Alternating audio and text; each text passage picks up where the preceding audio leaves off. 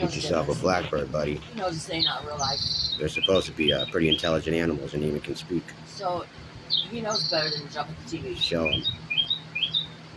He's smarter than that. Well, Beavis isn't seeing it like we're seeing it. Beavis isn't seeing it in fluid motion like we are you, buddy?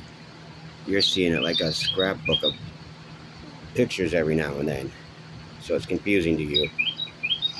So we might be wondering, what the fuck's he waiting for? Well, he's not seeing it like us.